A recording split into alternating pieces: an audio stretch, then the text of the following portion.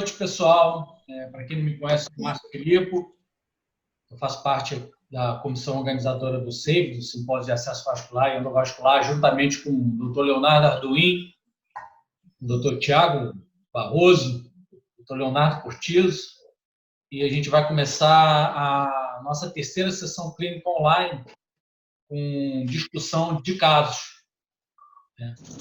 Então, queria pedir para todos os participantes desativarem o áudio assim que entrarem. E se quiserem fazer algum comentário, alguma pergunta durante a apresentação, é só apertar a tecla espaço que abre o áudio. Enquanto ela estiver apertada, parou de apertar o áudio. Bom, todo mundo conseguindo ver a aula? Bom, então vamos lá. Vou começar apresentando um caso aqui para a gente poder discutir.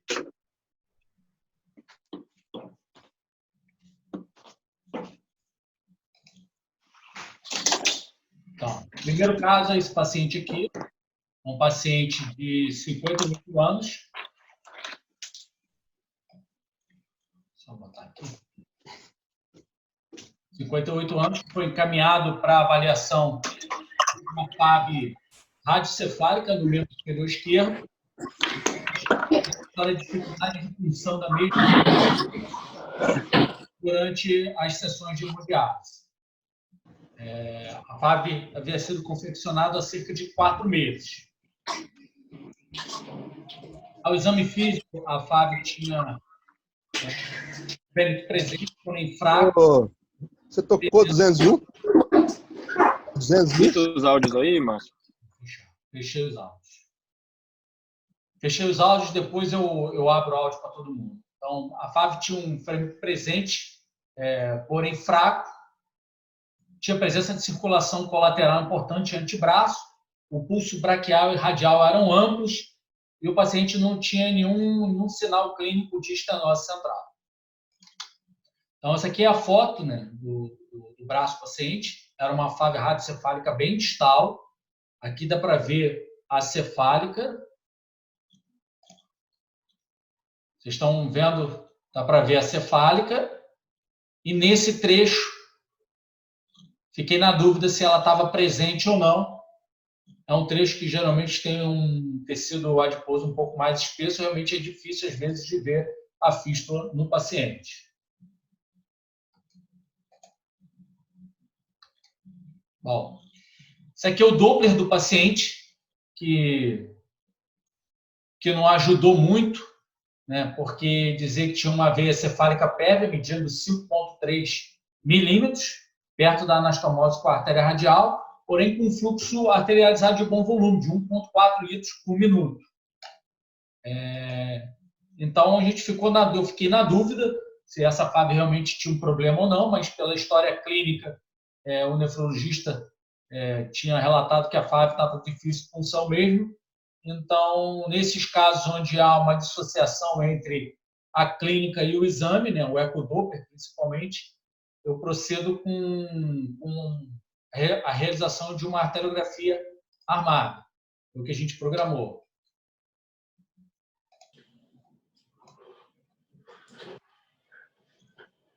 Vocês estão conseguindo ver o meu laser point? Não sei se travou. Só liberar aqui.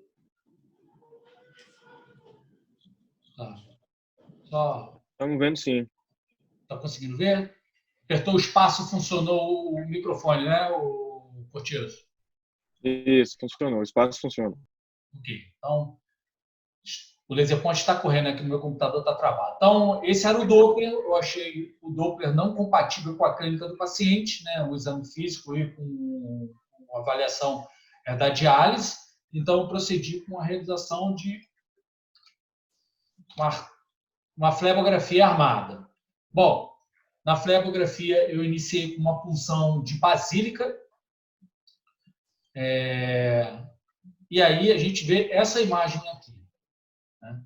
Colocada a bainha na basílica, fiz a flebografia e para constatação estava ocluída o segmento de cefálica próximo à prega. Né? Tentei inicialmente recanalizar por aqui, mas o fio guia não cruzava essa região. né, ele estava sempre indo em direção à profunda. Ok? Então, tive que desistir desse acesso.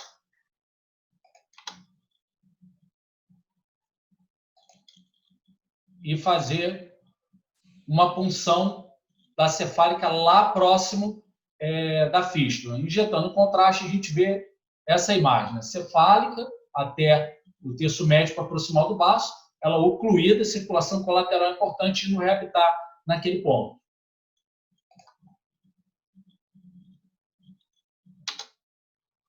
Procedemos, então, à recanalização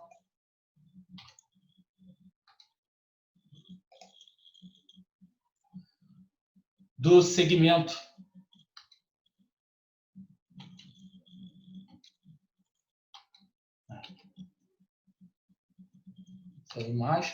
Então, procedemos à recanalização do segmento ocluído, né, com um balão, um Conquest, não está aparecendo aqui, né? Um Conquest 580, e a imagem após primeira dilatação com Conquest 580 é essa imagem, né? Depois procedemos com uma segunda dilatação com o balão Conquest 8, né? 880, e essa foi a imagem que a gente encontrou.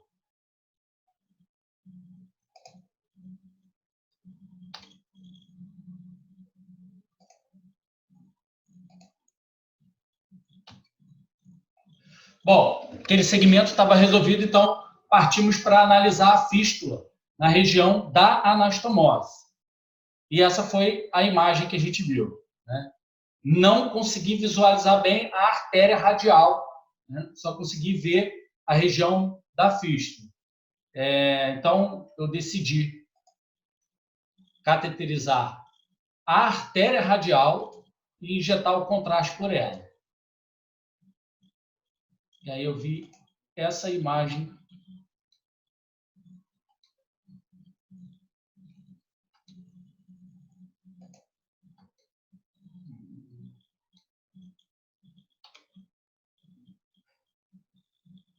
A gente viu essa imagem aqui, ó.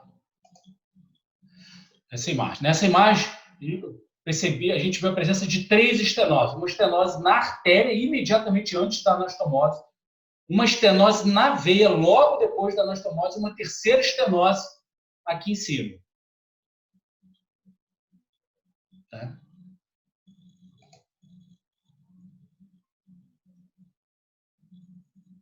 Então, procedemos à pré-dilatação da lesão com um Conquest 580 e esse foi o resultado. Houve uma dilatação satisfatória dessa lesão que tinha inicialmente aqui. A lesão na veia, logo depois da anastomose, também fiquei satisfeito. Não fiquei satisfeito com essa estenose aqui, da artéria, imediatamente antes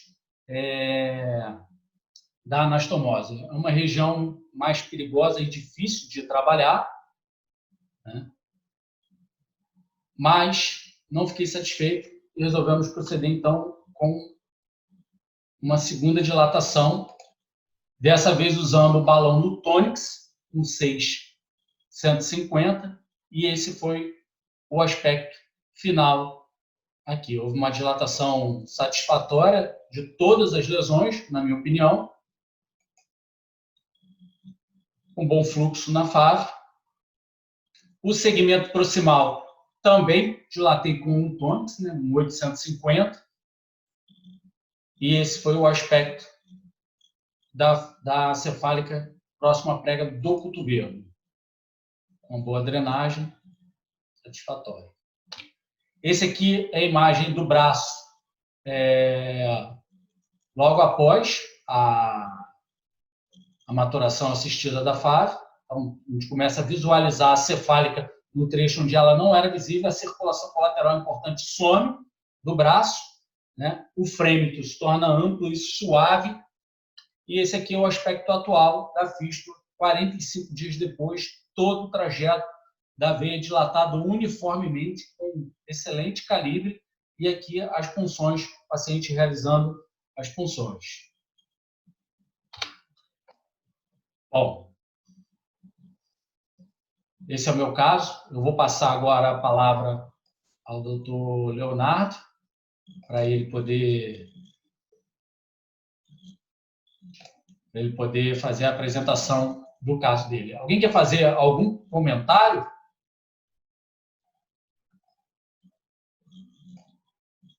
Eu gostaria de falar. Pode falar, Tiago. Estou aqui só liberando. Primeiramente, parabenizar aí pelas imagens, excelentes imagens, bem ilustrativas. Eu só teve um momento que eu me perdi um pouco, eu queria só que você esclarecesse. Eu vi que você veio retrógrado, você conseguiu recanalizar retrógrado ou teve que funcionar anterógrado mais baixo ali? Não consegui recanalizar retrógrado. Eu vou até aqui, ó. Deixa eu voltar a imagem. Está travando muito aqui hoje o computador. Vou voltar a imagem para você ver, Tiago. Então, a primeira punção, quando eu recanalizei, teve essa imagem aqui. Então, quando eu puncionei a basílica, né, injetei o contraste e aí eu vi essa imagem. Vi a oclusão aqui, ó, na confluência da cefálica, né, da comunicante cefálica com a basílica. Isso, e a perfurante ali, né? Aqui é uma perfurante, exatamente. Eu nem tentei muito, Tiago, porque nessa situação é muito difícil conseguir recanalizar, você perde muito tempo ali. Então, eu troquei a punção, e aí foi essa punção aqui, ó, do braço distal, né? E aí aqui eu consegui recanalizar, viu o filetinho da veia aqui, ó, nessa região aqui. Vocês estão vendo? Tá vendo, Thiago? Meu mouse não sei se está travado. Perfeito. Eu acho que essa imagem é até legal, porque provavelmente essa colateral aqui é aquela veia superficial, né? Que a gente consegue ver. Exatamente. É essa daqui, ó. Tá aqui, ó, na imagem. Olha aqui, ó. Perfeito, perfeito. Eu acredito que essa aí, essa colateral, você vê que tem uma correlação clínico-radiológica bem interessante. Bem interessante, né? Eu acho que assim, a abordagem aí, eu geralmente eu sigo esse mesmo planejamento técnico. Eu gosto muito de vir retrógrado, perdão, normalmente eu funciono a própria cefálica. Eu tenho preferência cefálica pelo fato dela ser mais superficial e para evitar, às vezes, algum tipo de hematoma, apesar de que muitas vezes aquele ramo mais superficial colateral da basílica também é bem tranquilo. Era muito. Não, perfeito. Você funcionou essa região aí, não foi no braço, que é mais profunda, né? Funcionei aqui. Perfeito. Isso é um ponto que é interessante, né? Essa região da punção retrógrada, e tentar selecionar um local que seja realmente bem superficial e para evitar esse tipo de complicação ao longo da bainha neurovascular ali da região do braço. Obviamente, uma vez que isso aí não é factível, os acessos combinados eles são bastante comuns. Eu sempre evito fazer a punção arterial. Eu acho que a estratégia foi perfeita, eu teria feito a mesma coisa. Recanaliza, obviamente, primeiro tem que resolver o outflow e depois avaliar o inflow, né? Então, acho que a sequência também eu seguiria do mesmo jeito. E realmente a nossa primeira opção aqui em Brasília do grupo é o que você fez. Então, é a predilatação com balão de alta pressão não complacente. A gente usa muito o Conquest aqui. É um balão que ele tem uma pressão de rotura realmente extremamente alta. Eu acho que até hoje eu nunca consegui romper um Conquest. E uma vez que é feita a preparação ali da região perianastomótica, também tem sido a nossa primeira opção a utilização do balão farmacológico. Eu acho que agora em janeiro foi publicado aí os resultados de 2 anos, né, do Onyx, mostrando resultados satisfatórios, pelo menos até 1 ano, que é onde a curva volta a se igualar em relação ao tratamento convencional. E o que é o efeito esperado, né? Normalmente essa inibição de hiperplasia, ela atinge um pico aí em torno de 6 meses e é o que vai diferenciar realmente em torno de 1 ano. E eu acho que ficou o resultado extremamente satisfatório, mostrando uma maturação assistida de resultado bastante satisfatório e que com certeza deve dar uma durabilidade de esse acesso de pelo menos 1 ano. Eu acho que pelo aspecto aí da dilatação, muito possivelmente até mais. Mulher, Márcio? Oi? É mulher? É homem. Homem, né? Tem uma pergunta interessante aqui, ó. Caso não fosse possível a dilatação com 150, qual seria o passo? Depois do Lutonix, essa pergunta se refere a esse trecho aqui, que não chegou a tempo. Então, vamos lá. Tem o paciente tem essa estenose, essa sequência de estenose aqui, ó. Vou mostrar aqui. Ó. Então, ele, além daquela oclusão que a gente viu, tem essas 3 estenoses aqui, ó. Uma estenose na artéria antes da anastomose, uma estenose na veia após a anastomose e uma terceira estenose mais acima, cerca de 3, 4 centímetros acima da veia. Então, a primeira dilatação que eu fiz foi essa, com um balão, um Conquest, né, um 5, 60. E aí, dilatou bem a lesão na veia mais alta, a lesão na veia justo à anastomose, mas essa daqui eu não considerei que ficou bem dilatada. Tiago, Léo, Cortizo, vocês deixariam a lesão assim? Tentariam dilatar? Qual seria a estratégia de vocês aqui nessa situação? Então, uma coisa que a gente considera bastante, nesse caso aí especificamente, não teria como fazer, é o acesso pela radial, para fazer a maturação. Tá? Não é a nossa primeira escolha, a gente segue essa sequência que o Thiago acabou de falar, punção retrógrada ali, normalmente da veia cefálica, porque você não precisa puncionar muito para a face medial do braço, dá um conforto maior para trabalhar. Agora, em relação a essas lesões aí, Márcio, Um segundo, para o pessoal entender. Então, pergunta, Léo. Posso te interromper? Essa tua frase ela é muito boa. Eu também uso a cefálica. Mas vocês confiam cegamente no Doppler ou vocês confiam mais no exame físico? No exame físico, eu achei que a cefálica mais alta aqui nessa região... Eu vou voltar as imagens para todo mundo poder ver. Então, botei aqui. Ó. Por que eu não posicionei cefálica? Apesar do Doppler não falar, eu achei que essa região aqui, ó, tinha grande chance dela estar ocluída. Não conseguia ver ela. Então, eu poderia funcionar aqui, tratar bem essas lesões, mas eu não ia conseguir ver aqui. Então, nesse caso, o que você faria, Léo? Então, Márcio, nesse caso, no seu caso especificamente, se a anastomose fosse um pouquinho mais alta, eu teria entrado pela radial, tá?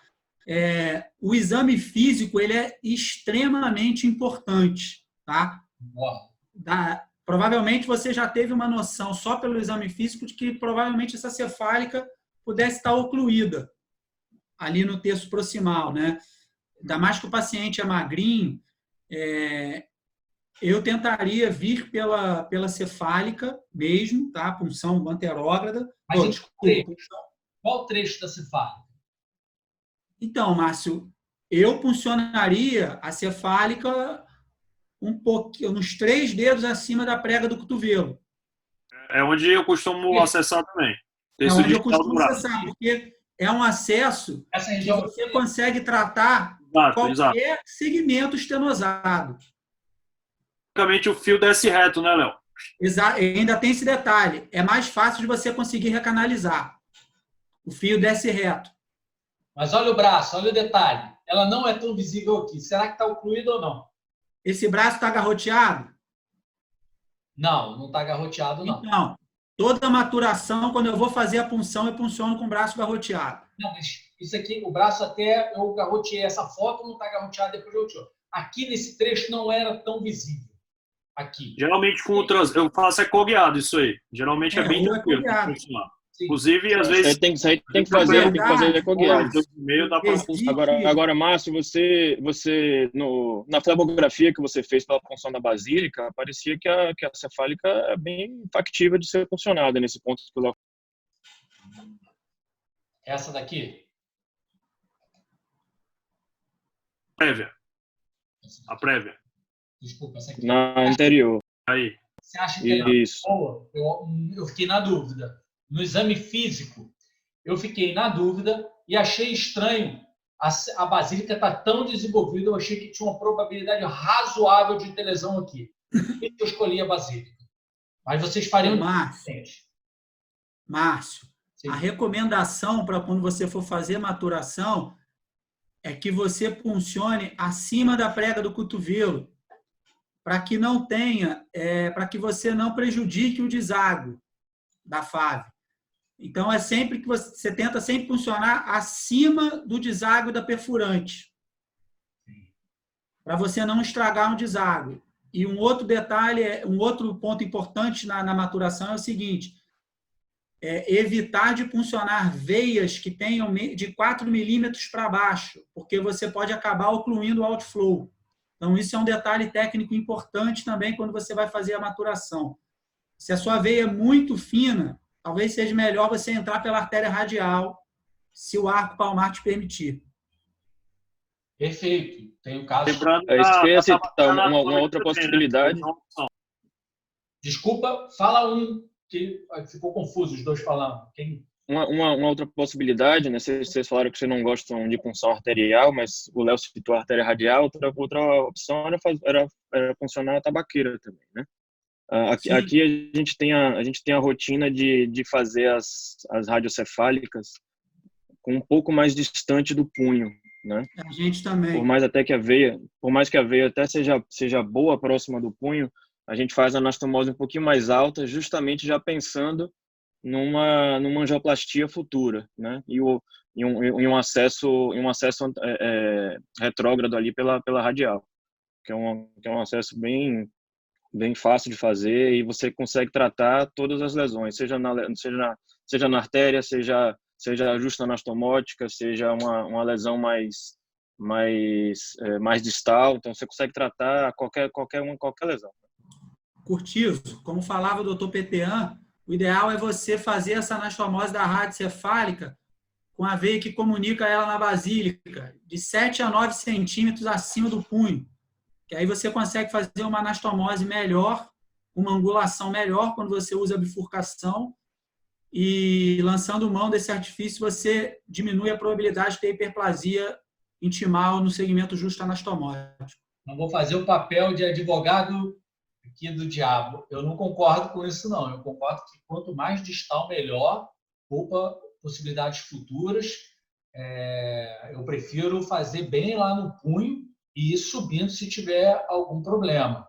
Mas isso é discutível, essa conduta. Claro. Ainda tem um outro detalhe. Lá no punho, bem aí onde está essa anastomose aí, tem uma quantidade de nervo absurda, né? Você sempre acaba traumatizando um nervinho desse aí, o paciente se queixa muito de parestesia depois no polegar. É um território que eu não gosto, eu não faço. Eu não tenho essa experiência tenho muita fístula radiocefálica distal, realmente não tenho essa queixa, não. Eu acho até que os doentes que eu fiz mais proximal, os doentes têm um pouco mais de queixa do que lá. Bom, mas aí vem a pergunta aqui, eu gostei da pergunta do Regolf 2. Ele pergunta que, caso não fosse possível a dilatação com 650, essa dilatação aqui, nesse segmento, né, depois que a gente fez aqui, ó, aqui depois eu feito a dilatação, né, essas duas ficaram boas, né, nessa próxima, vou mostrar a próxima. Então, aqui na próxima, primeira dilatação com Conquest 5. Essa estenose melhorou, essa melhorou bem, mas essa estenose ficou. E aí eu já estava planejando usar o Lutonix, e eu usar o Lutonix 6, porque ele não é um balão de alta pressão, então o risco de lesar a artéria seria um pouco menor. E aí dilatou bem aqui, dilatou todas as estenoses, na minha opinião, tanto a da cefálica mais proximal, quanto a da cefálica justa, bem justa, a anastomose, e da artéria também. Mas se não funciona, alguma estratégia, Thiago, Léo, Curtizo? Márcio, só uma dúvida aí, você chegou a usar vasodilatador nessa artéria? Não, ele fez muito vasoespasmo. Tem razão, Thiago. Aqui, ó. Aqui ele fez vasoespasmo. Não, mas assim, só chamando a atenção para essa imagem, se você puder voltar, que é bem interessante, que já mostrando que o seu resultado for satisfatório, que você injetou e praticamente não encheu mais nada da radial. Então, indicando que o fluxo já está muito alto, já tem uma competição de fluxo suficiente para não encher essa artéria retrógrada. Então, isso aí já é um sinal, a meu ver, de que o resultado do seu procedimento ficou excelente. Essa não opacificação como ela estava acontecendo nas outras imagens. As outras imagens indicam, claro, tem um certo grau de vasoespasmo, mas indica que está tendo resistência no circuito da fístula, senão que isso aí nunca se forma. Quando o fluxo está alto, não sei se todo mundo concorda, mas normalmente quando você injeta uma fístula com alto fluxo, você não consegue ver a artéria. É difícil, tem que injetar com muita força e às vezes o que reflui é esse pouquinho. Isso aí já indica que, a meu ver, do ponto de vista geográfico, isso é um resultado que já mostra que o fluxo está excelente na fístula. Normalmente, eu não dilataria a lesão arterial, não, tá? Eu acho que é um risco muito grande de você. Aí, para mim, o resultado está satisfatório. Eu dilataria eu passaria o fio guia para baixo, eu passaria o fio guia para radial distal, dilataria só a veia e não dilataria essa lesão, que provavelmente é a lesão do clamp ou é a lesão do vessel loop, enfim. Desde que a fístula, quando eu palparia a fístula, se o pulso tiver amplo, mesmo a gente comprime a radial distal e palpa a fave. Se o pulso na fave estiver amplo, se está pulsando bem, significa que o fluxo, o inflow está excelente e a gente não mexe nessa lesão arterial, tá? Eu não dilataria essa artéria com balão 6, não. Assim, eu seguiria essa estratégia do Márcio. O que me incomoda um pouco nessa imagem é que você vê que a anastomose está praticamente do tamanho do catéter. Eu acho que realmente tem algum grau de lesão residual. Se não abrisse, a estratégia que a gente tem utilizado aqui é stent transanastomótico. Mas aí você está tratando imagem, né, Thiago? Mas, Léo, o Thiago cita uma coisa importante. Tendo o fluxo retrógrado na radial, está tendo resistência aí. Exatamente. A flebografia, para mim, não depende só da imagem, depende do fluxo. Não, olha só. Bota a outra imagem lá. Essa.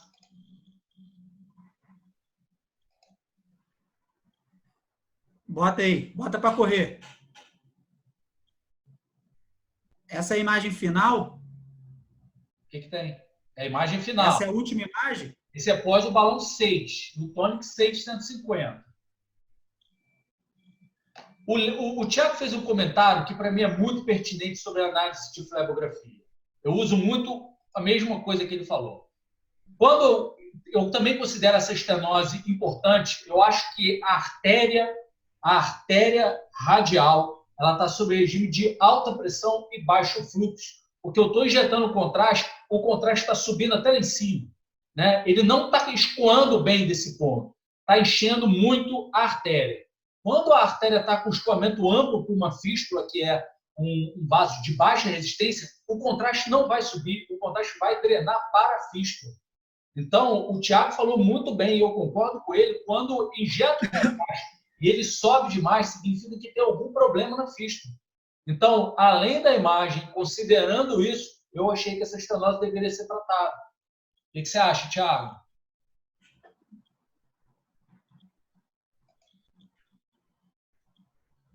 Não estou ouvindo, Thiago. Tem que liberar. Desculpa. Eu concordo 100%. Acho que é isso aí realmente que eu tinha comentado. E um ponto que eu acho que é fundamental aí, que a gente também faz durante todo o procedimento, é isso aí que o Léo colocou. Não tratar a imagem, né? Então tem que ter essa correlação. Você está palpando ali, você ficou na dúvida, palpa, vê se está fremitando, vê se está pulsando. Isso aí também é fundamental. Agora, esse parâmetro aí do refluxo arterial, eu acho que é muito pertinente. É uma coisa, você visualiza rápido, é intuitivo, né? Então você injetou ali, lavou, você já fica, dá uma certa tranquilidade. Nunca vi isso publicado em termos dessa percepção, em termos de sensibilidade e acurácia. Talvez algo que a gente possa trabalhar em cima disso, mas acho que é uma coisa que funciona legal. Funciona. Eu vou concordar com o Márcio e com o Thiago. Eu também trataria essa lesão, trataria as duas, trataria do mesmo jeito que o Márcio matou nessa lesão. Eu acho que respondendo a pergunta de Paula, que Regolpe 2 ali se identificou, é Paula Regolin. Eu acho que uma estratégia, Paulo, seria o que o Thiago falou. Se essa lesão não abrisse, não conseguisse dilatar direito, a estratégia seria o stent transanastomótico. Qual o stent que você usa, Thiago? Voz, libera a voz, Thiago. Aperta o espaço. Aqui o que a gente tem utilizado é o Supera. O stent que se acomoda muito bem nessa curva aí. Apesar de a gente já ter utilizado também outros stents. Mas a gente tem observado uma acomodação interessante desse dispositivo, até porque geralmente essas curvas são bem anguladas e uma PVidade bem decente, digamos assim. Esse é o trabalho do John Sweet. Aqui a gente tem usado stent revestido, transanastomótico. Nesse caso aqui, eu usaria também um revestido. Eu acho que cabe, não tem fluxo distal, com certeza o fluxo está invertido distal, e eu acho que cabia bem não ia ter problema nenhum ocluir, ia diminuir a probabilidade de roubo se colocasse um revestido. Deixa eu te interromper, a gente usa o stent revestido 6. A gente estava numa sessão, acho que o Thiago vai lembrar, no SIDA, agora em 2019, e o Donald apresentou um caso que ficou um resultado ruim de uma fístula braquiocefálica, né? E o John levantou e falou que colocaria um stent revestido transanastomótico na FAV braquiocefálica. Aí um radiologista intervencionista levantou enlouquecido, mas vai roubar, vai esquemiar a mão. Aí o John levantou de novo e perguntou: você faz o quê? Aí ele: eu sou radiologista. Ele: bem, eu sou cirurgião vascular. Se esquemiar, eu trato. Ele falou que ia colocar um stent transanastomótico numa FAV braquiocefálica. Isso eu não teria coragem de fazer. Olha, não é um absurdo, não, porque geralmente o fluxo está invertido. Se ele tivesse um Doppler, fazendo um Doppler e vendo que o fluxo está invertido, na braquial distal, a anastomose eu colocaria também. Não teria o problema. Mas aqui, então, que com certeza está com o fluxo invertido e se ocluir, a chance de dar problema é menor, usaria um stent revestido aqui, respondendo a Paula, e dilataria com um balão de alta pressão dentro do stent. Já usaria um compass dentro do stent nesse caso. Que é a técnica do John, né? Perviadade secundária em 4 anos de 80%. Ô, Léo, será que ele estuda braquial? Será que ele estuda braquial profunda antes de botar o stent? Então, tem um caso do Felipe Murat, assim, que ele fechou, ele botou um stent revestido transanastomótico na braquial e ele tem a imagem drenando pela braquial profunda, cara. A imagem é linda.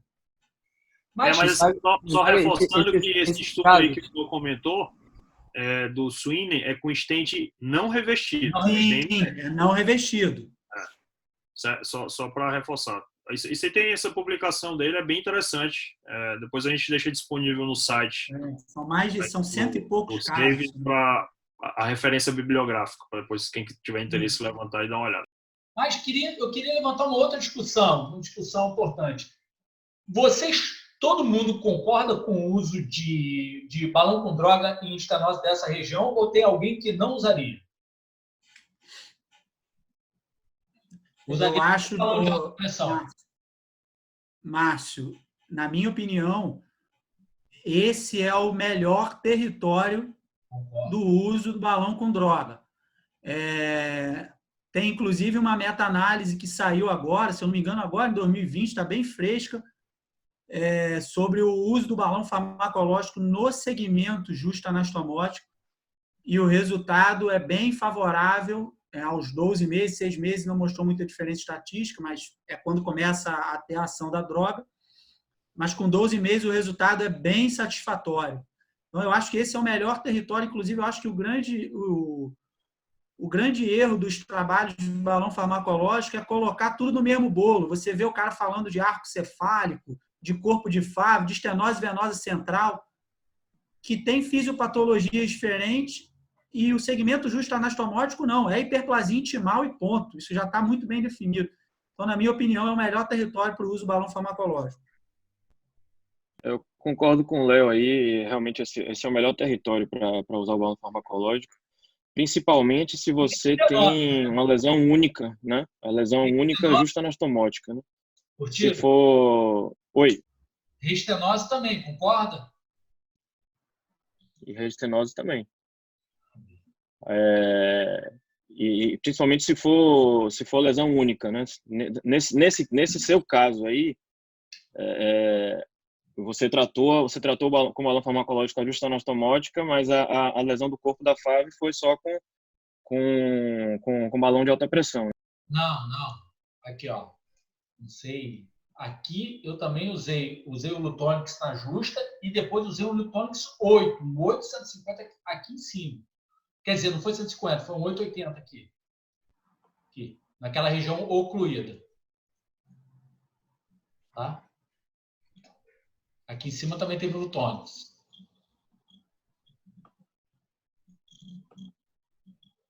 Curtiu? Oi, ouvi. Eu tinha perdido essa parte aí. Só para chamar a atenção nessa imagem aí, coloca ela de novo aí, Márcio, só para chamar a atenção de uma coisa muito importante, no BAM, né, na maturação assistida, é muito importante você ter essa lesão de ruptura da íntima. Tá bem linda aí, né? Essa aqui. Esse é o seu alvo, exato. Esse é o seu alvo, né? É uma ruptura controlada.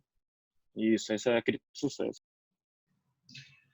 Vamos responder aqui antes de vocês falarem uma dúvida aqui que surgiu. Para pacientes com estenose de repetição de acesso com histórico de várias angioplastias, a melhor conduta medicamentosa é manter com anticoagulação plena ou dupla antiagregação plaquetária. O que vocês fazem? Eu uso dupla antiagregação. Eu uso dupla antiagregação e não anticoagulação. Mas eu também, mas não tem consenso em relação a isso. Na verdade, assim, primeiro, o que é que você considera essa estenose de repetição? Porque, na verdade, isso é a evolução natural do acesso, né? Então, não é algo inesperado. Ele vai fazer... Isso aí daqui a um ano vai reestenosar. Um ano e meio. Então, na verdade, acho que não é bem isso o principal foco. A questão é se você estiver tendo reestenoses precoces, aí seria alguma coisa que chamaria mais atenção. E esse é um dos principais objetivos da gente usar o balão eluído com droga, que é exatamente inibir esse processo de hiperplasia intimal, né, junto com o trauma mecânico da angioplastia. Lembrando que isso é um processo natural. A gente criou um sistema anormal dentro de um paciente com vasos doentes, né, que é o paciente com doença renal crônica. E realmente é isso aí que foi colocado. Não tem evidência nenhuma. Lembrando sempre que deve se ponderar risco de sangramento, né? Então, se você deixa um antiagregante, 2, enfim, não tem benefício de um em relação. A maioria dos protocolos hoje, eles sugerem dupla antiagregação durante 30 dias pós-tratamento e depois manter pelo menos um, mas também isso é empírico. A Paula está perguntando a sequência aqui. Então, Paula, lá na região, na anastomose, aqui em cima, na estenose justa, a sequência foi... Aqui foi utilizado um Conquest 580 e depois eu balonei com um Lutonix. Tá? Por quê? Eu achei que usar um balão 6, agora é essa lesão aqui, ó. Usar um balão 6 de alta pressão antes do Lutonix é arriscado porque a estenose era na artéria. A estenose na artéria costuma ser mais macio, mais fácil de abrir do que as estenoses na veia. Então, eu preferi usar direto o Lutonix 6, 150 aqui, e realmente o Lutonix abriu bem a estenose e ficou com esse resultado. Já lá em cima, no proximal, usei o 5, o Conquest 5, um 8, e depois, por último, o Lutonix 8. Queria perguntar uma coisa para vocês. Vocês têm alguma ordem? Vocês preferem dilatar, atingir o diâmetro desejado antes do Lutonix, ou vocês usam o Lutonix e depois fazem uma pós-dilatação para aumentar ainda depois do balão farmacológico? Como é que vocês fazem isso? Leonardo, Thiago e o Léo. Vou começar aqui. Eu faço um pouco diferente do que a gente faz em artéria, né? A artéria, normalmente, você prepara com um balão. O ideal seria você mensurar aquilo ali, né? E o preparo e o balão farmacológico, teoricamente, eles devem ter o mesmo diâmetro. Aqui, normalmente, eu utilizo 1 milímetro a mais do farmacológico. Como assim? Então, por exemplo, se você preparou aí com 5, geralmente eu predilato já direto com 6, cefálica, e eu uso o Lutonix 8. Né? Aí também vai depender da extensão da lesão. Essa lesão é extensa, provavelmente você vai ter que usar 2.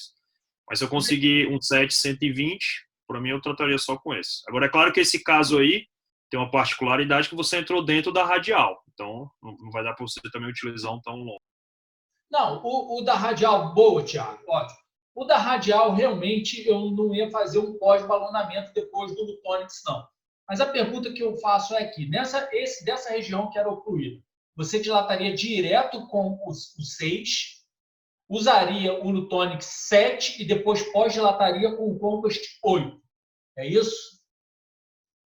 Eu faria que você, assim, se você dilatou com o Conquest 8, eu usaria um Lutonix 8 ou 9, daí para cima.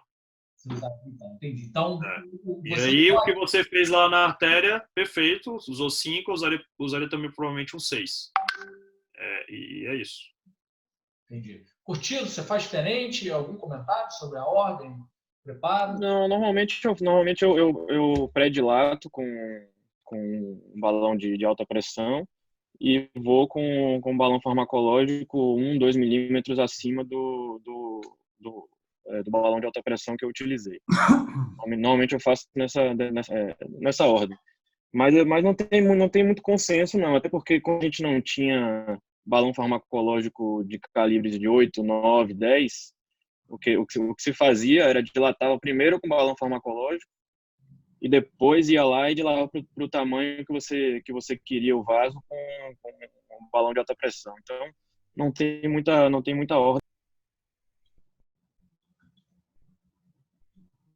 Léo, algum comentário sobre essa ordem?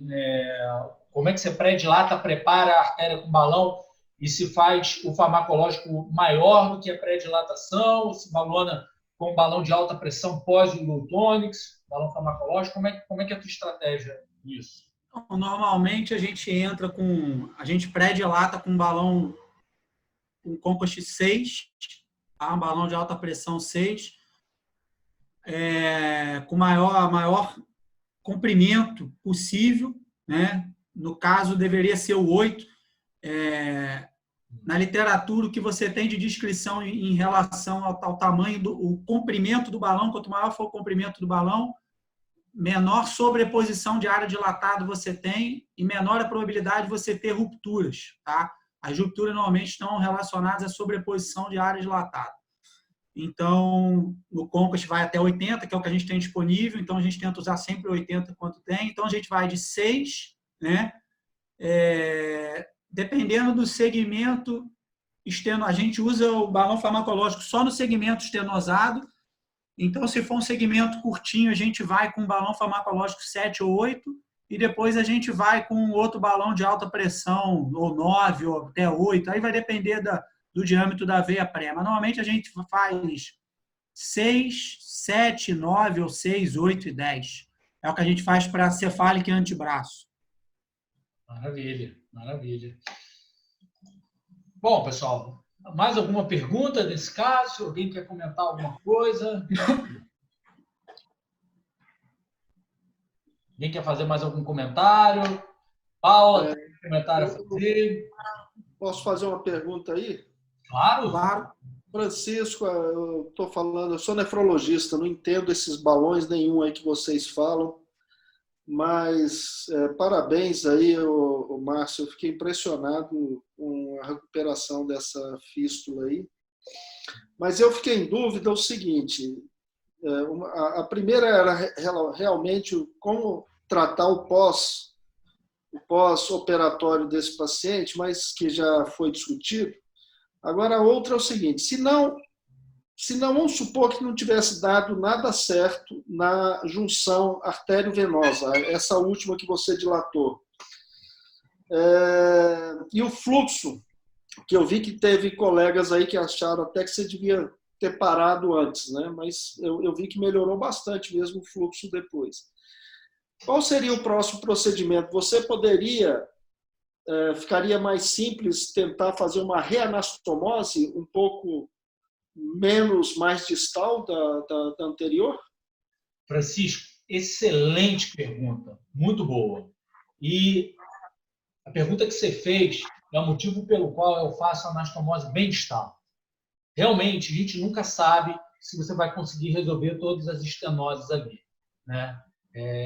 Então, caso tudo falhasse, eu não conseguisse, eu ia subir a anastomose, ia ressecar a veia acima das estenoses, né? Então, pegaria esse trecho aqui, vou mostrar aqui para entender.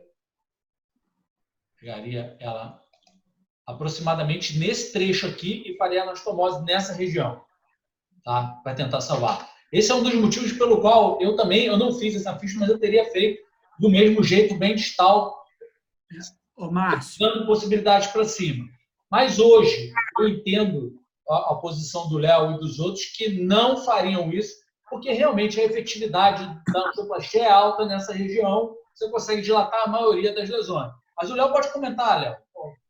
Cara, olha, Francisco, nesse caso do Márcio, ele não teria opção porque a veia estava ocluída lá em cima.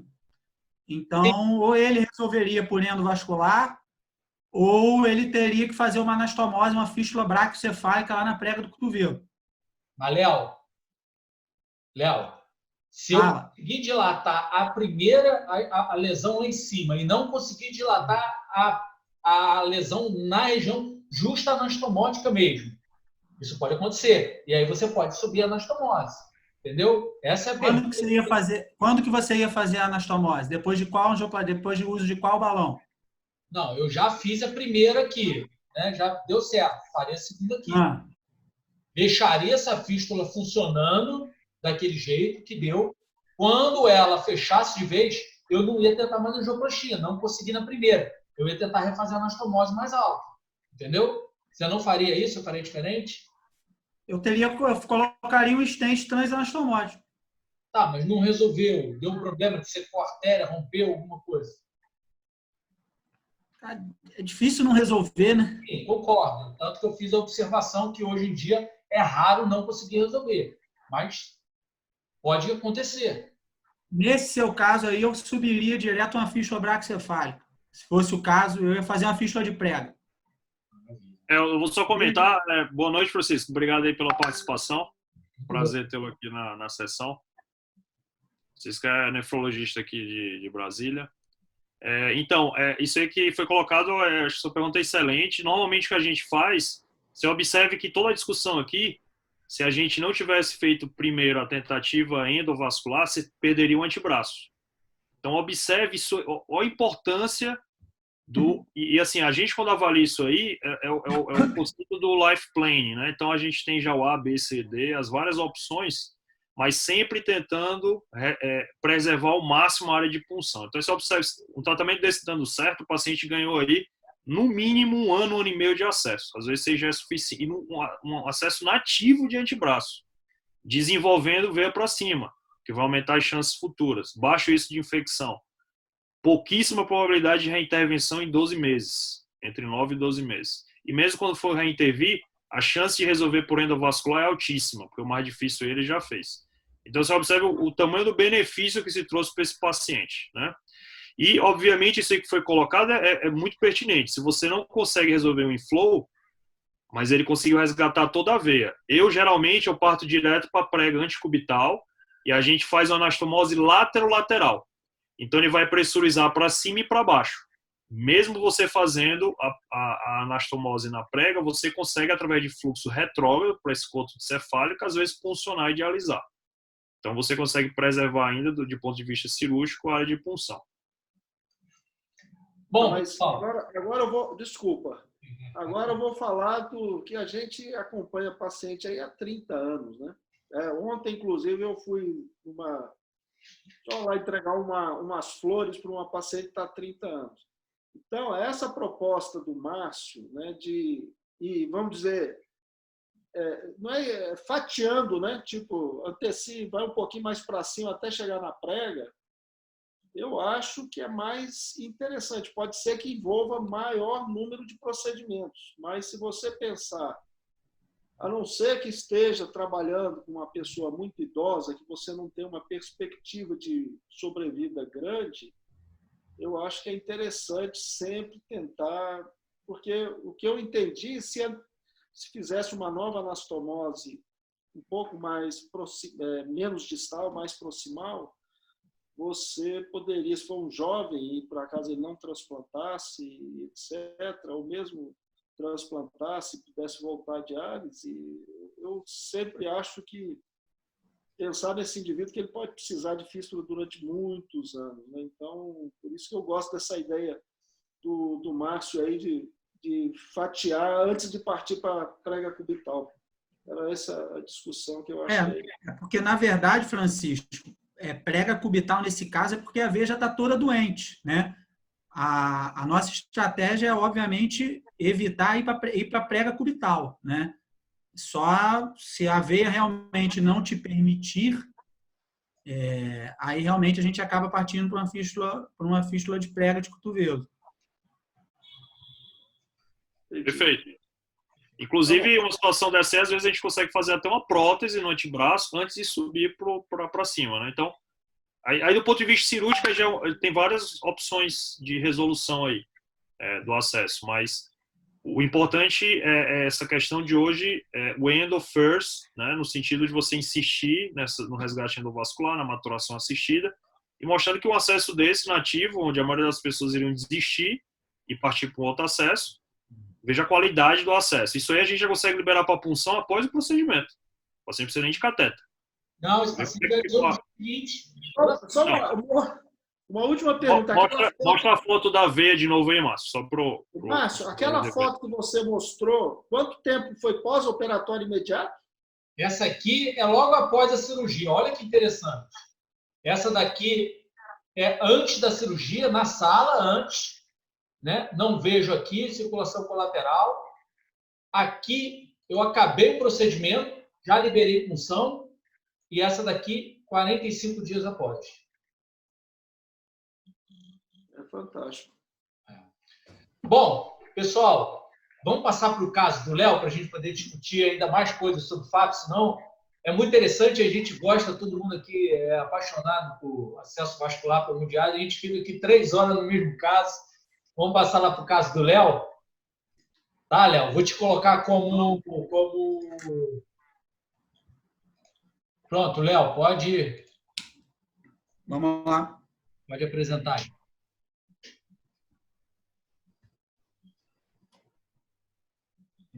Abriu aí? Abriu. Só aumentar. E quem quiser fazer pergunta, pessoal, é só apertar a tecla espaço e segurar que a gente vai escutar. Então, pode participar, a gente quer mesmo que todo mundo tire suas dúvidas. É para isso. Então, vamos lá, dando sequência aí à nossa terceira sessão online, né? Essa apresentação de casos clínicos. Uma paciente de sexo feminino, 51 anos, uma fístula braquicefálica esquerda confeccionada 19 meses antes, tá? Foi encaminhada pelo seu nefrologista ao setor de emergência com impossibilidade de uso da sua fístula de prega de cotovelo, devido a baixo fluxo, tá? A causa da insuficiência renal dessa paciente é uma doença renal policística, uma paciente que não era hipertensa e nem diabética. Histórico de FAVs, essa paciente tinha várias FAVs confeccionadas no membro superior direito, todas sem sucesso, tá? Em outro serviço aqui da nossa cidade. Fístula radiocefálica direita, braquicefálica direita e uma alça de basílica direita, todas sem sucesso. Ela chegou para a gente com um perniquete na veia jugular interna direita. Nós, então, ela ia fazer uma fístula com PTFE com outro colega, veio aqui para o nosso serviço, a gente conseguiu fazer uma fístula braquicefálica esquerda, com maturação em 2 tempos, né, que depois, no finalzinho da apresentação, eu mostro para vocês. Então, em dezembro, ela fez uma fístula braquicefálica, com maturação no procedimento primário. Em janeiro de 2017, ela fez uma uma maturação assistida por balão, a técnica clássica que a gente usa aqui no nosso serviço. Começou a usar a FAV no dia seguinte. Maio de 2017, ela apresentou uma estenose no arco da veia cefálica tratada com estente revestido fluis. Setembro de 2017, ela apresentou uma estenose no segmento justo anastomótico tratado com balão de alta pressão Compas. Depois, em julho de 2018, foi quando ela internou com essa FAV com baixo fluxo. Fez um Doppler na emergência, mostrou uma estenose 90% no segmento justo anastomótico e de 60% no terço proximal da veia cefálica. Tá dando para ver bem aí, Márcio? Tá show. Perfeito. Ok. Diante disso, nós optamos pela revascularização endovascular, uma fistulografia armada, acesso pela veia femoral, cateterização do arco cefálico, colocamos uma bainha longa, quase lá na entrada do arco, e fizemos uma angiografia diagnóstica e terapêutica. Aqui a cateterização retrógrada do arco cefálico, meu catéter H1 entrando aqui na veia axilar, aqui perto da borda da costela. Vocês veem aqui o estente revestido Fluis 880, que tinha sido implantado quase um ano antes. E aí aqui a gente já consegue ver 3 estenoses. Uma estenose na borda do Fluis, outra estenose na borda do Fluis, e uma outra estenose já um pouquinho antes, mais ou menos uns 3, 4 centímetros antes do estente revestido. Fomos até lá o segmento justo anastomótico, uma outra estenose severa, aqui na veia cefálica, pertinho da artéria braquial. Fizemos o preparo de todas as lesões com balão de alta pressão, tá? Balão de alta pressão Compas. Um balão farmacológico Lutonix 650 para dilatar o segmento justo anastomótico. Balão farmacológico Lutonix 760 para dilatar a lesão na borda do estente revestido. Balão farmacológico Lutonix 940 para dilatar a parte do estente revestido próximo ao deságue lá na veia axilar. E aqui vocês podem ver o resultado final. Tá? A estenose justa anastomótica desapareceu. A estenose na entrada do estente revestido desapareceu. E aqui o resultado final já desaguando lá na veia axilar. Esse procedimento, se eu não me engano, foi em junho de 2018. Essa doente transplantou em agosto de 2019. Ela teve aqui em março desse ano para poder desligar a FAV. E a FAV ainda estava pérvia. Então, aqui a imagem. Bonito, hein? Já após o procedimento, em julho de 2018. Vejam como que a FAV desenvolveu bem. Isso aqui foi uma FAV maturada, tá? Aqui são as imagens do procedimento cirúrgico. Aqui do primeiro procedimento, a veia cefálica estava toda doente. A gente passou um fio guia 018, passou um balãozinho 3, um balãozinho 4, criou uma luz e fez a anastomose na artéria braquial. Um mês depois ela veio para fazer a maturação, a veia estava aqui, a veia cefálica toda doente, aqui desaguando no arco onde ela estava melhor, foi maturada, e esse aqui foi o resultado final pós-maturação. Aqui a FAV já em uso, 6 meses após a maturação, e aqui 19 meses após a maturação. Esse foi o resultado. Muito bom, Léo. Muito bom. O paciente até melhorou, que ela até engordou, né? Depois que você maturou. Isso aí é pós-transplante já, cara. Tirou o catéter, melhorou a vida dela. O paciente até engordou. Impressionante. Comentário que eu queria fazer, que o Curtizo comentou, né? O Curtizo e o Léo comentou que o melhor resultado que tem de balão farmacológico, a melhor indicação de balão farmacológico em fístula seria na estenose justa anastomótica, e o segundo, na minha opinião, é exatamente esse. As estenoses de borda de estente, que eu acho que é a melhor opção ao uso de balão farmacológico. Ficou muito bonito, parabéns, excelente caso, o paciente não tinha opção nenhuma, e você fez uma fístula nela com uma excelente durabilidade, parabéns. Obrigado, Márcio. Curtizo, comente, Curtizo, o que você achou? Algo diferente? Bainha, teria colocado a bainha longa que o Léo colocou? Faria alguma coisa diferente? O acesso seria pela femoral? Outro ponto? Não, eu achei a estratégia do Léo muito boa, cara. Realmente vir por outro acesso aí teria um pouco de dificuldade. Você não conseguiria tratar todas as lesões de uma punção só, E a né? radial? Ninguém usaria? Nessa doente, complicado, né, cara? Essa aqui, a artéria é muito fininha, eu vi, mas... Dá para ver até Márcio, importante. que a artéria braquial ali é fininha já após a diagnóstico. Um detalhe importante, Márcio, desse acesso femoral para o balão farmacológico é porque essa doente é pequenininha, cara. Porque o shaft dos Lutonix de maiores diâmetros, o shaft é 75, tá? Então, ele só chegou ali para tratar aquela lesão do fluence. Lá embaixo ele não chegava. Então tem que tomar muito cuidado. Acesso radial. Em homem, você prioriza nessa situação acesso radial ou femoral, Léo? Márcio, eu gosto muito do acesso femoral, cara. Ele te dá muito conforto para trabalhar. Você não toma radiação, você está trabalhando lá na virilha, o aparelho está lá na cabeça do paciente, no ombro. Você minimiza a quantidade de X que você está tomando. Ele te dá muito conforto para você usar qualquer dispositivo, com o introdutor que você quiser. O acesso radial ele também é um acesso excelente, mas ele te limita muito em relação a qual dispositivo que você vai usar. Então, como é que você vai botar, por exemplo, um stent revestido com acesso radial? Não tem como. É muito difícil. Esse caso você já sabia pré-operatoriamente que provavelmente ia ser, no máximo, um Sete frente. 6. Você usou algum dispositivo MOC 6? O balão farmacológico é 7. É 7. 7 frente. Não tinha comentar pela radial nesse caso. Léo, cara, parabenizar, o caso excelente, né? Extremamente desafiador.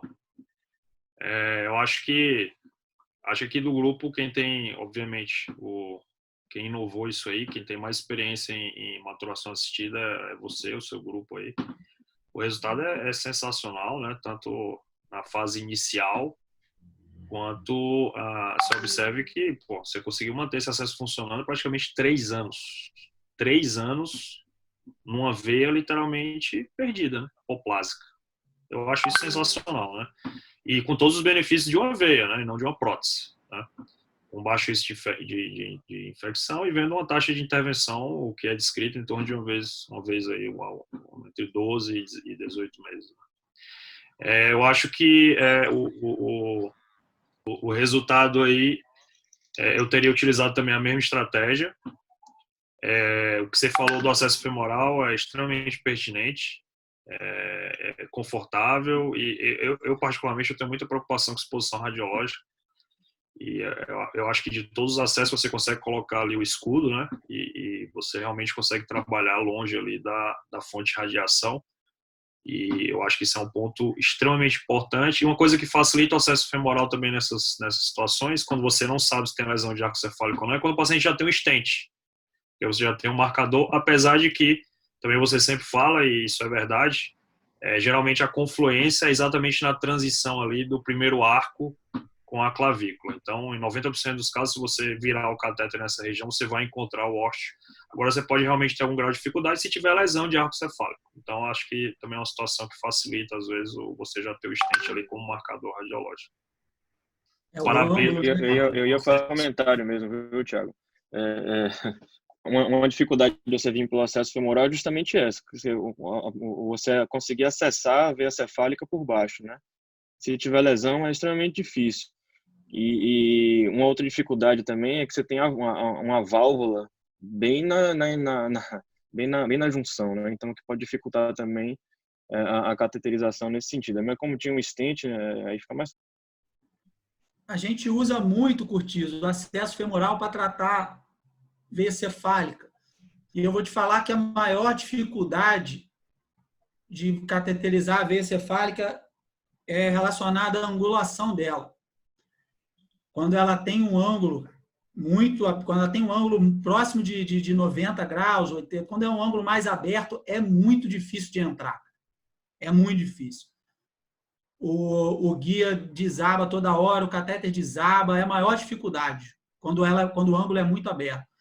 Inclusive, sim, não tem literatura para isso, mas os nossos pacientes que nós tratamos doença do arco da veia cefálica, eu tenho uma leve impressão que os pacientes que têm um ângulo mais aberto, eles têm os resultados piores.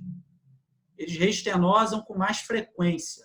Pode ser só uma impressão minha, não tem nada, eu já procurei na literatura, não tem nada relacionado a isso, mas é uma dificuldade grande para cateterizar quando o ângulo é mais aberto. Quero fazer um comentário aqui, na verdade, ler uma pergunta que eu acho muito boa, do Daniel Leal. Ele pergunta se você pré-dilatou a lesão justa anatomótica, Léo, e se você faz ligadura de alguma tributária. Nessas maturações, alguém liga tributária? Queria ouvir a opinião de todo mundo aqui. Eu acho que a gente pode programar um dia para fazer a apresentação aqui de maturação. Aproveitar que eu tive que atualizar tudo para publicação, enfim, em breve vai estar aí disponível aí no. E aí, você liga as tributárias ou não, Léo? Tiago, tudo dizendo. Cara, Márcio, isso é muito discutível na literatura. Tem trabalhos dizendo que tem. Eu sigo a mesma técnica aí que o Léo preconiza nas aulas, e, enfim, acho que eu sigo a mesma linha de conduta dele. Tem trabalhos, Márcio. Tem trabalhos que mostram que tem benefício, que não comprovam o benefício, mas tem autores que ligam, tem autores que não ligam. A conduta do nosso serviço é não ligar. Existe um trabalho, um estudo pequeno, retrospectivo, se eu não me engano, com 40 ou 50 casos, que mostrou que a ligadura das colaterais não trouxe nenhum benefício em relação à maturação, perviedade, tempo de uso de FAV. Muito pelo contrário, os casos onde as colaterais foram ligadas, as fístulas demoraram mais para ser utilizadas e mais tempo para poder maturar. Léo, queria que você voltasse à imagem da maturação antes. Eu queria fazer um comentário sobre essa questão ligar. Volta as imagens tuas aí, vai voltando. Calma aí. Eu acho essa discussão excelente. Olha aí. Esse aqui foi depois da maturação, né? Quando reestenosou a maturação, não é isso? Não. Primeiro, aqui a gente fez a fístula. Certo. Em dezembro de 2016 foi isso aqui. Tá? Em janeiro de 2017, o catéter, o permiquete dela infectou e teve que tirar. E aí a gente colocou ela em sala, tirou o permiquete e colocou ela em sala para maturar a fase. Tá? Essa foto da esquerda. Essa foto, as duas fotos. Não, sim, aqui é antes de você maturar de novo e aqui... Aqui é antes da maturação assistida por balão clássica que a gente faz. Pós, do lado de cá. Olha, não, aqui não é pós. Vamos lá. Aqui é a punção na prega do cotovelo. Fistulografia, seguindo. Sim. Aqui é braço. Aqui, olha o número aqui, ó. E aqui é a prega do cotovelo. Isso aqui é a veia cefálica toda doente. Você vê que tem estenose aqui, tem estenose aqui, tem estenose aqui. Circulação colateral, aqui é a continuação, onde está o point, é a continuação da veia cefálica doente, outra estenose. Aqui já quase, aqui a cabeça do húmero está aqui já é a veia cefálica já boa, tá? Agora é o seguinte, volta agora nessa última angioplastia que você fez. Na última, essa recente. Aqui. Esse é o resultado da primeira maturação. Volta a atual, a última angioplastia que você fez. Essa aqui, aí. Volta antes de você dilatar, com estenose ainda. Aqui. Volta mais uma. Não dá. Mais uma para frente. Mais uma para frente. Não, acabou. Vai para frente. Aqui. Não, essa aí, essa daí. Ele quer ver a lesão justa anastomótica. Essa. Isso, a lesão justa, O que eu acho interessante de ligar ou não as tributárias é a seguinte situação. Nessa situação que você está vendo aí, a estenose é justa, bem justa lá embaixo. Então, não tem regime de alta pressão dentro da fístula em nenhum segmento, né? Não tem nenhum segmento venoso sobre alta pressão. Eu acho que você ligar a maturação, ligar as colaterais, você tem que confiar muito na tua maturação, porque se reestenosar, se tivesse uma reestenose nesse segundo ponto aqui, o teu laser point está aqui, o segundo ponto mais acima, se só tivesse essa estenose, provavelmente quem ia manter essa fístula funcionando ia ser alguma colateral antes dela. Se você tivesse ligado previamente essas estenoses, provavelmente a fístula trombosa toda, porque não vai ter drenagem pela colateral. Eu acho, na minha opinião, isso é minha opinião, maturou, deixa as colaterais lá, porque se reestenosar, ela pode ser a via de drenagem da tua fístula para ela não trombosar completamente. E Márcio, fica bem claro nessa imagem aqui, ó. Vou lá para o final. Aqui, ó. Isso aqui é pré-maturação. No dia que a gente maturou, olha a quantidade colateral. Estava segurando a fístula. Exatamente. Estava segurando, sim. Aí depois que você maturou, olha como é que os colaterais diminuíram. Mas você vê que era essa foto que eu queria.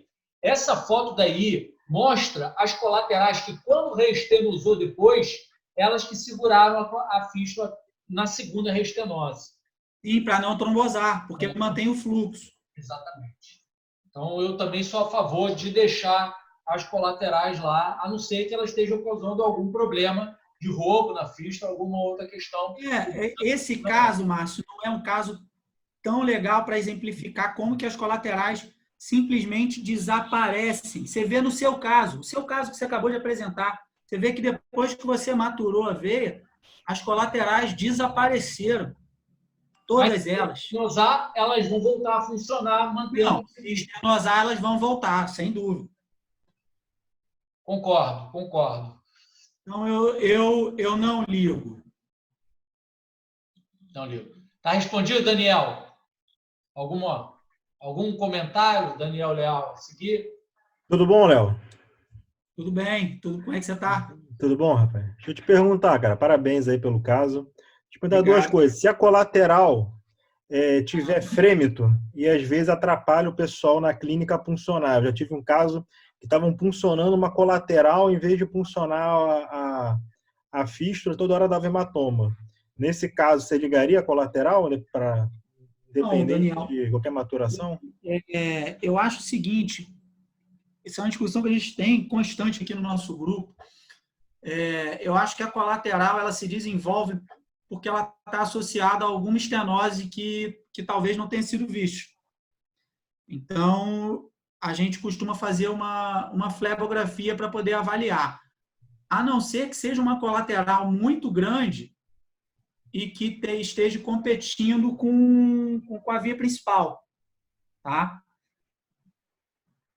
Quando ela compete com a via principal, aí realmente ela acaba dando frêmito. Mas se a via de deságua principal da FAV for uma veia bem dilatada, não tem por que fremitar na colateral. Provavelmente deve ter alguma estenose. Certo. Eu não ligo. Complementando também o que o Léo falou, geralmente nessas situações, aqui a gente tenta fazer um approach mais próximo da clínica. Às vezes a gente sugere até, a gente demarca a região da veia, manda foto.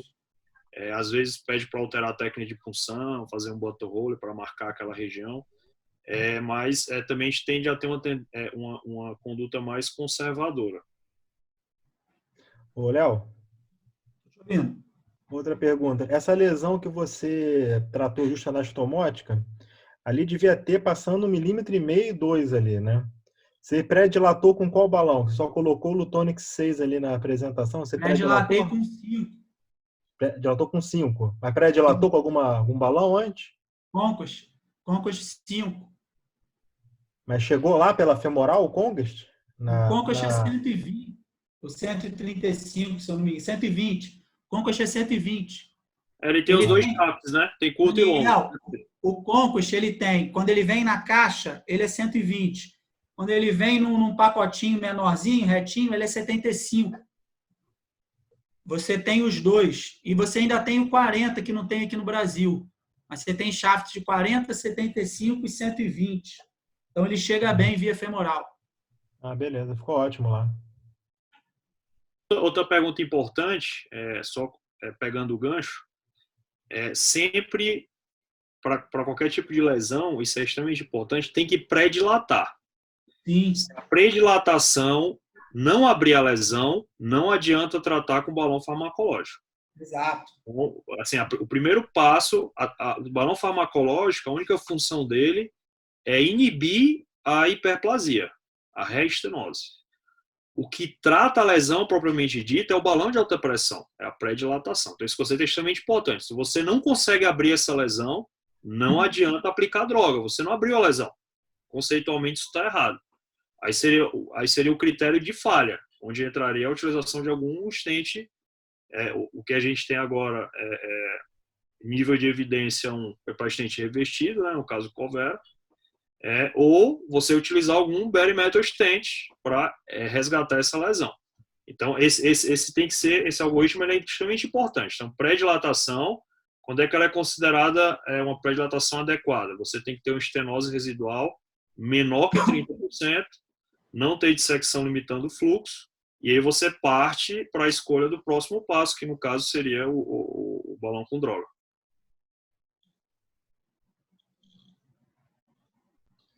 Maravilha. Alguém quer fazer mais alguma pergunta? Só para comentar uma estratégia aqui, essa estratégia de muração assistida que o Léo falou, estratégia em 2 tempos, né, que eu acho que é uma estratégia bem interessante. Você quer comentar um pouquinho mais sobre essa estratégia? Normalmente, o que se faz de rotina, né, o mais comum, é você fazer a maturação não no intraoperatório da fístula, né? Fazer depois de algumas semanas que a fístula não maturou. Mas quer comentar um pouquinho essa estratégia? Então, Curtizo, o caso dessa paciente foi um caso bem emblemático, né? A gente tem 4 casos semelhantes a esse, tá? A gente tem mais de 160 procedimentos de maturação assistida por balão e 4 casos usando essa técnica, que é uma técnica descrita pelo Demarco. Está até publicado no Journal Vascular Surgery isso. Na verdade, essa paciente é uma paciente jovem, que ela chegou para a gente para colocar um PTFE. Tá? Esse foi o nosso primeiro caso usando essa técnica. Ela não tinha veia, a veia basílica era ruim, a veia cefálica ela era boa na prega do cotovelo e doente para cima, voltava a ficar boa lá no terço proximal do braço. Então, a gente optou por essa técnica, que é uma técnica de exceção. É uma ferramenta que a gente usa, que a gente acabou lançando mão para poder criar uma FAV nativa nessa paciente, né?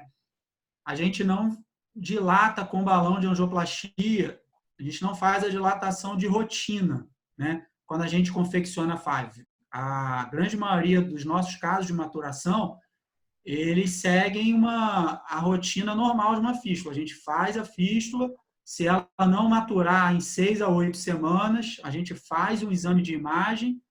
Normalmente tem uma estenose, em 60% dos casos essa estenose é no segmento justo-anastomótico, e aí a gente faz a maturação assistida por balão. Esse caso foi um caso de exceção por ser uma paciente jovem. Está sem som, Thiago. Coisa interessante aí é que, teoricamente, você vê que é uma paciente muito mal manejada, assim, previamente. Porque é uma etiologia que, normalmente, o sistema venoso é bem preservado, né? Rins policísticos. Esse é um tipo de paciente que, às vezes, eu começo fazendo até snuff box, porque, normalmente, é paciente jovem, as artérias são... Claro que essa aí não seria factível, porque as artérias são muito finas, é mulher. Mas você observe como, realmente, não teve nenhum tipo de conduta de preservação venosa, enfim. Realmente tudo desgastado e realmente o outro lado, sem sucesso nem em FAV proximal, né? Bem complexo. Bom, queria deixar aqui para o pessoal, nas próximas sessões, Se quiserem apresentar um caso para a gente discutir, também é um dos objetivos. Eu queria que vocês mandassem um e-mail para esse e-mail que está aqui na tela, né? A Cris mandou o savesimpósio2021@gmail.com. Está aqui no chat do Zoom. Então, se alguém quiser discutir um caso, quiser apresentar um caso, a gente abre o espaço, vocês apresentam para discussão.